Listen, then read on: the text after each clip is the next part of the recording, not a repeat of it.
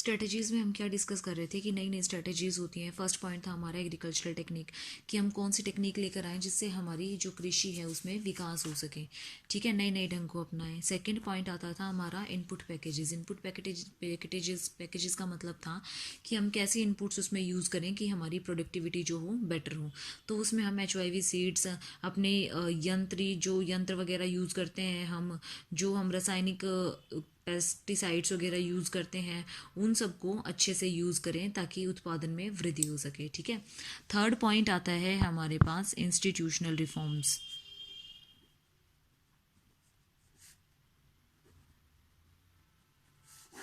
Institutional reforms में क्या आता है? इंस्टीट्यूशनल रिफॉर्म्स का मतलब है कि जो संस्थागत सुधार हैं वो भी इस पे फोकस करते हैं। इसमें जो भी हमारे वास्तविक काश्तकार वगैरह हैं उनको अधिकार दिलाना और भूमि को अच्छे तरीके से उनका बंटवारा करना, कृषकों के हितों के लिए उनको प्रोत्साहित करना, तो ये सब कुछ भी इसके अंदर आता है। उनको सिखाया जाता है कि आप ऐसा ऐसा करो, ठीक है। फोर्थ पॉइंट है हमारा मल्टीपल क्रॉपिंग।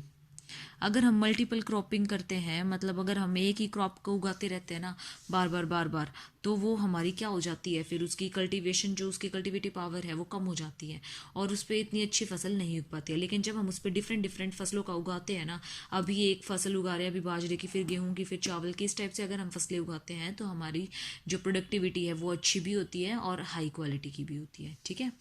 नेक्स्ट पॉइंट है हमारे पास कोऑर्डिनेटेड प्रोग्राम। कोऑर्डिनेटेड प्रोग्राम क्या होता है कि इसके अंदर कृषि विकास के लिए जो हमारे प्रोग्राम्स होते हैं उनको कोऑर्डिनेट करने के लिए डिफरेंट डिफरेंट योजनाएं बनाई जाती हैं, प्रोग्राम्स बनाए जाते हैं, जिसके अंदर इकट्ठा किया जाता है गांव के लोगों को और फिर उनको सभी योजनाओं के बारे में बताया जाता है कि इनको कैसे क्या करना चाहिए, कैसे क्या नहीं करना चाहिए, ठीक है। नेक्स्ट पॉइंट आता है हमारे पास एग्रीकल्चरल मार्केटिंग। एग्रीकल्चरल मार्केटिंग में क्या होता है कि इसमें जो उत्पादन होता है वो उत्पादन तक ही सीमित नहीं होता, इसमें उनको मार्केटिंग भी की जाती है। मतलब इसमें ये देखा जाता है कि किसानों को उसकी उपज के लिए उचित कीमत मिली है या नहीं मिली, अगर नहीं मिली है तो क्यों नहीं मिली है। इसमें डिफरेंट डिफरेंट प्रोग्राम्स तैयार किए जाते हैं। फर्स्ट आता है हमारा इंटेंसिव एग्रीकल्चरल डिस्ट्रिक्ट प्रोग्राम और सेकेंड आता है हमारा IAAP, intensive agricultural area programme. Intensive agricultural area programme, तो ये डिफरेंट डिफरेंट हमारी क्या थी, स्ट्रेटजीज थी, जिसके अंदर क्या हुआ है, हमारी एग्रीकल्चर को बढ़ावा मिला है, उसको प्रोत्साहित किया गया है। अगला टॉपिक है हमारे पास ऑब्जेक्टिव्स। इनको क्यों किया गया है, इनके क्या ऑब्जेक्टिव्स थे जिसकी वजह से हम इनको लेकर आए। तो फर्स्ट पॉइंट तो ये था कि हमें इनकी प्रोडक्टिविटी को इंक्रीज करना था, इंक्रीज इन प्रोडक्टिविटी को इंक्रीज करना था, तभी तो हम ये सब कुछ कर रहे हैं ना। अगर प्रोडक्टिविटी को इंक्रीज ना करना होता तो क्यों हम HYV सीड्स यूज़ करते, क्यों हम ट्रैक्टर वगैरह यूज़ करते, क्यों हम डिफरेंट पेस्टिसाइड्स वगैरह यूज़ करते, क्यों हम ट्यूबवेल वगैरह सिंचाई के साधन अच्छे यूज़ करते, तो उत्पादकता को बढ़ाने के लिए, ठीक है। दूसरा पॉइंट आता है change in attitude of farmers.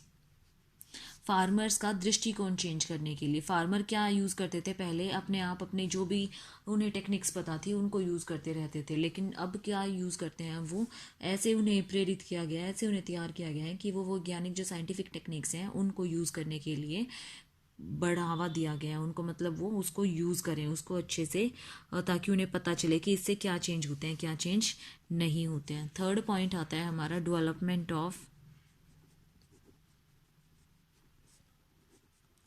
Improved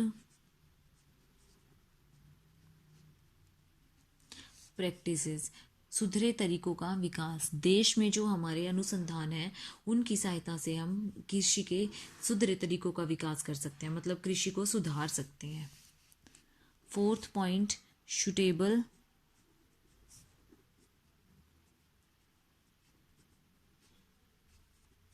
administrative system. इसका मतलब क्या है कि हमारी जो भी प्रशासनिक प्रणाली है उसका विस्तार करें और उसको अच्छे तरीके से, ताकि वो हमारी डेवलपमेंट में यूज़ हो सके, ऐसे उसको बनाए, ऐसा सिस्टम बनाए। नेक्स्ट पॉइंट है इंक्रीज इन इनकम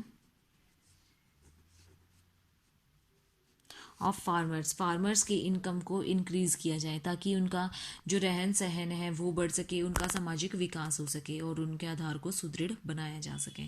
तो ये कुछ ऑब्जेक्टिव्स थे जिसके लिए ये न्यू न्यू टेक्निक्स जो थी, वो स्ट्रेटजीज जो थी वो यूज़ की गई थी। ठीक है, ये वो चीज़ें थी।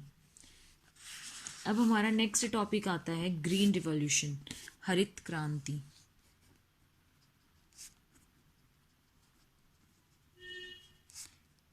ग्रीन रिवॉल्यूशन,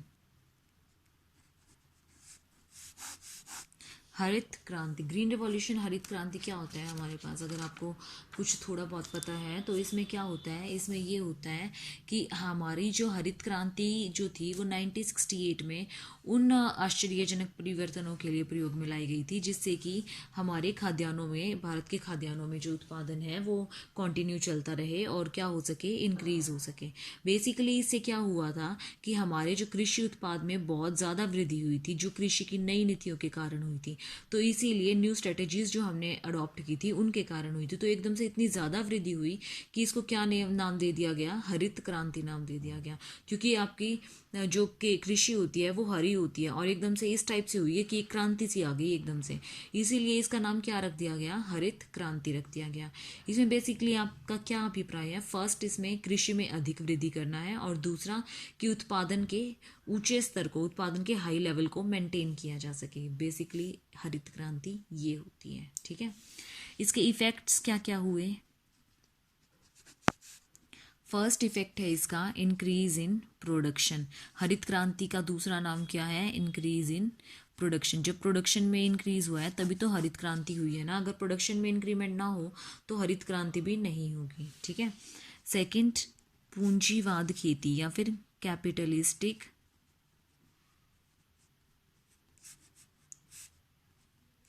फार्मिंग, पूंजीवादी खेती। इसमें क्या था, हरित क्रांति का लाभ उठाने के लिए बहुत ज़्यादा पैसे की ज़रूरत होती थी और इसमें केवल वही लोग इसमें अपना पैसा खर्च कर पाते थे जिनके पास 10 हेक्टेयर से ज़्यादा भूमि होती थी। तो इसीलिए सिर्फ पूंजीवादी, पूंजीवादी मतलब जिनके अपने खेत थे, उन्हीं को प्रोत्साहन मिला इस क्रांति से। थर्ड पॉइंट था प्रॉस्पेरिटी ऑफ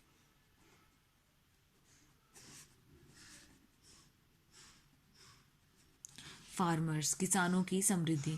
इसमें क्या हुआ, किसानों को बहुत अधिक समृद्ध बनाया गया, किसानों को इतना समृद्ध बनाया गया कि उनका जो स्टेटस था वो बहुत हाई हो गया, बहुत अच्छा हो गया और उनको उच्च कोटि की वस्तुओं की, पदार्थों की भी उनके अंदर डिमांड इंक्रीज होने लगी। तो ये था हमारा प्रॉस्पेरिटी। फोर्थ पॉइंट आता है हमारा reduction in import of,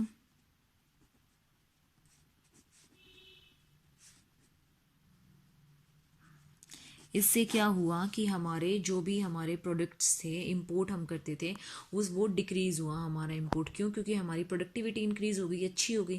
productivity अच्छी और इंक्रीज़ हो जाएगी तो उससे क्या होगा, इंपोर्ट जो हम करते थे वो हमारा क्या हो गया, कम हो गया। तो स्टूडेंट्स आज आपका ये थर्ड चैप्टर कंप्लीट हो गया है, कृषि वाला। अब थर्ड चैप्टर तक अपनी नोटबुक्स प्लीज़ कंप्लीट कर लो। आई होप कि आपको कोई प्रॉब्लम नहीं आई होगी। अगर फिर भी कोई प्रॉब्लम आती है तो मुझे बता देना, मैं फिर से दोबारा से वो टॉपिक करा दूंगी। बाकी इसमें कुछ ऐसा है नहीं, बाकी नेक्स्ट क्लास में करेंगे। अगर किसी को किसी भी टाइप की किसी भी टॉपिक में प्रॉब्लम हो तो मुझे बता देना। Okay, thank you students.